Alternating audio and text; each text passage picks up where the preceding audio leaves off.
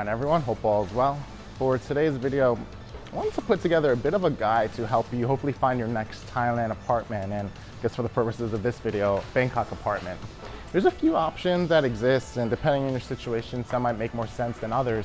But I wanted to put a few that have helped me in terms of kind of narrowing down options to stay. And hopefully that translates to whatever you're looking for if you're planning to visit Thailand or Bangkok in the near future. So the first option I would bring up is kind of like what we're doing right now, and that's actually walking around a neighborhood and looking at signs. This, no pun intended, does involve more legwork, but in a lot of ways, you might even find yourself having better deals because you are in theory walking to speak to someone from management directly, whereas certain options I'll speak to later, sometimes you have to pay certain fees, etc. The one thing with this option too is that, like I mentioned, there's more legwork, but in the long run, you might have options that you don't even see anywhere else just because they may be closer to the ground. So in terms of walking around looking at buildings, and again, this is as simple as seeing a building and seeing if it says room for rent or apartment for rent.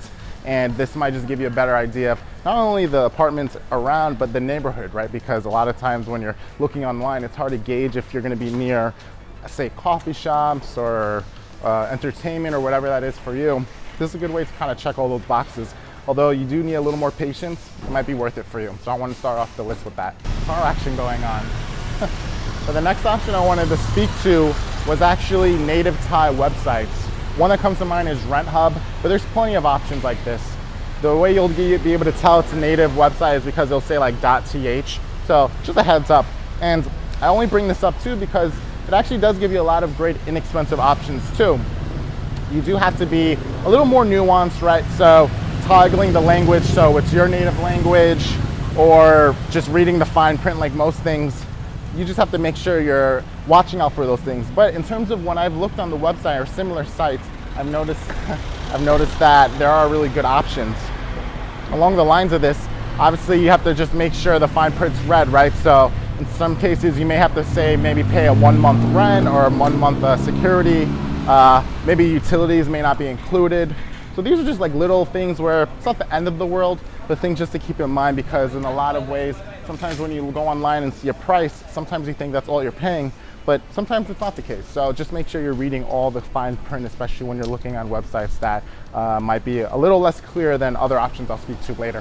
So the last option I wanted to speak to, and one I have most, I guess, firsthand experience with, this isn't sponsored by the way, is Airbnb. It's not a brand new idea, a brand new company, but it works for a lot of people, and I found myself in a similar situation. It's very easy to use. They accept all major credit cards. The interface is very clear. Messaging in terms of like contacting the host and just having the options, whether you're filtering for certain things you want in your stay or not, very clear. They even give options to like see things that are in the area. Not that I would advise necessarily to book through Airbnb for those extra things you can do, but it gives you an idea of an area, especially if you're new to it and not really sure what to expect. It can kind of get your brain working in terms of things you can do once you land. But Airbnb for myself has been a great option, and not that the other options haven't been good either, but I wanted to kind of put them all together in terms of maybe different ways you can look at planning to find accommodation. I might have mentioned this already, but depending on your situation, some of these might make more sense than others. But in terms of looking and seeing what work makes the most sense for you, I think that a lot of things I spoke to, or hopefully a lot of things I spoke to, can help you in your search. So hopefully this was short and sweet. I don't know yet, but thank you for watching as always. I hope you enjoyed, and hopefully I'll see you in the next one. Peace.